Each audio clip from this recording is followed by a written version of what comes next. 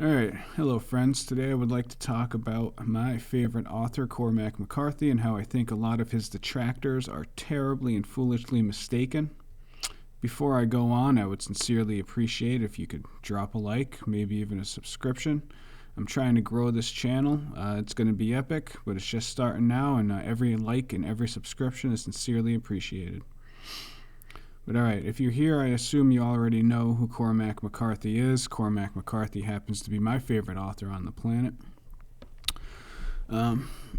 He gets a lot of flack for his use of language. Cormac McCarthy tends to be kind of a divisive writer. People either love him or hate him, which is always kind of interesting to me. It's kind of like Tom Waits in that way. Maybe somewhat to an extent like Bob Dylan, although Bob Dylan's fan base has grown broader in recent history.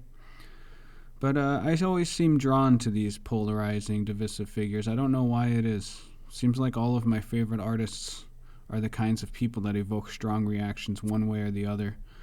I've never really cared much for the milquetoast kind of middle of the ground artists. I don't know. It's not a conscious choice. It's just the way it seems to go.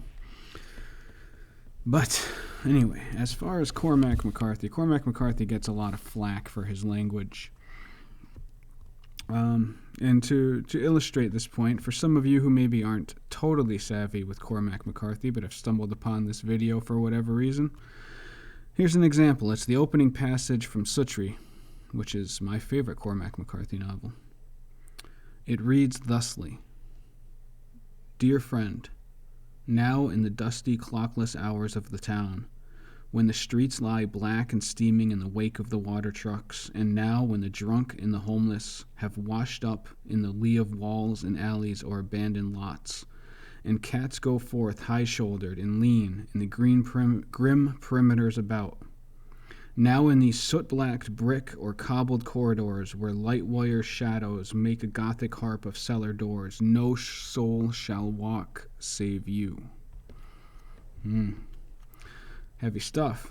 And that's pretty much in that one passage. You can see what turns some people off and what turns some people on. I'm one of the people that gets really turned on by that. And I've thought a lot about Cormac McCarthy. I actually won an undergraduate award for research on my senior paper on Cormac McCarthy's writing. So I've given a lot of thought to the man and to his work.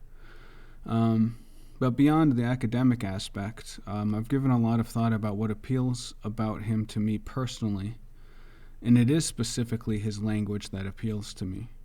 There's actually some things about Cormac that I myself do not like at all. One of them is his persistent pessimism, cynicism. I mean, it gets old. I actually got angry that the character in No Country for Old Men, I can't recall his name, Llewellyn, that he did the right thing and yet died with his sweet young wife thinking that he had cheated on her when he never had.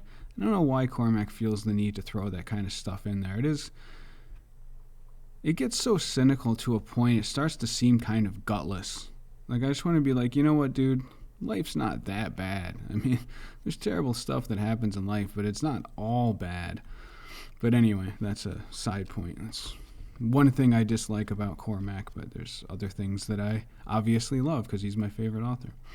Regarding the language specifically, I believe that the power of Cormac McCarthy, and what I suspect he does consciously, is that he uses a mythic voice in order to give a mythic character to his stories. And by that I mean that his language is alternately archaic and very highfalutin modern, I guess is a way to say it. And it creates this weird feeling that it could have happened, that it's timeless, that it's happening in the near past, and that it's happening in the future. Like, it could be any time at once.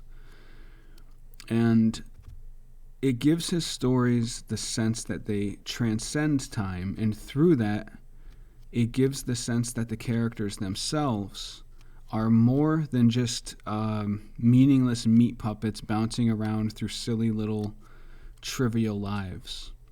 Through Cormac McCarthy's language, his characters and his stories end up feeling mythical, larger than life. They're biblical.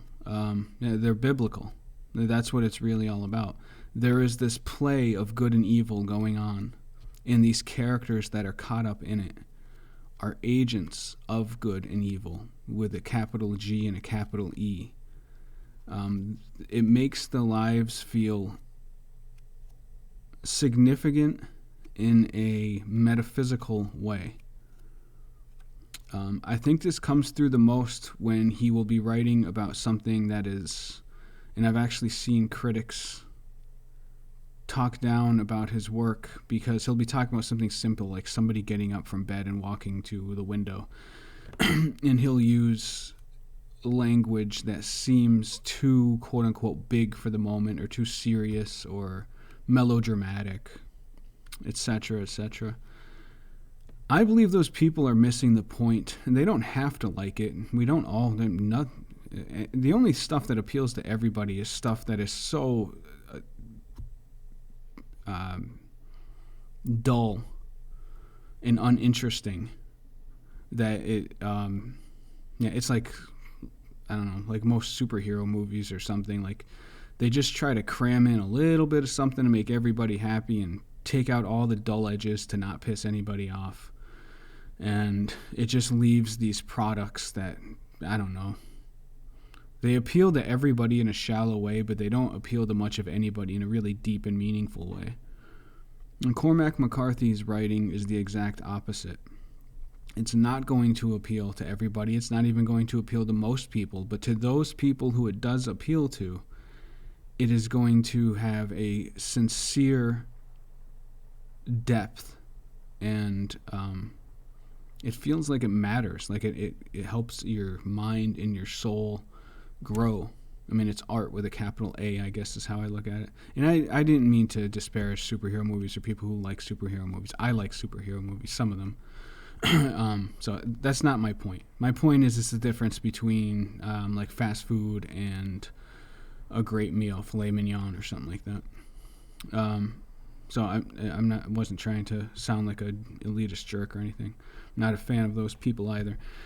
But I think the people who disparage Cormac McCarthy's use of language are seriously missing the point. And the power of his language is that it gives an epic, mythic, almost divine, not almost, it does give a divine power to the events in the stories. These are human lives on the celestial stage, and people's decisions echo in eternity. That's how it feels to me when I read these books. These are souls that are damned not simply to die, but to eternal torment. Or they are people that in their minor little kindnesses, in their minor little good deeds, have achieved something heroic. And life is that way, if you choose to look at it that way. Nobody gets to define what life is like. That's really a subjective thing. And if you choose to go through your life believing that our lives matter in some deep and profound way, that we are instruments of good versus evil, or simply of the divine, or simply of something powerful, of something transcendent, then who's to say that that's not how it is? I don't care what the normal consensus is. I don't care what the mass consensus is.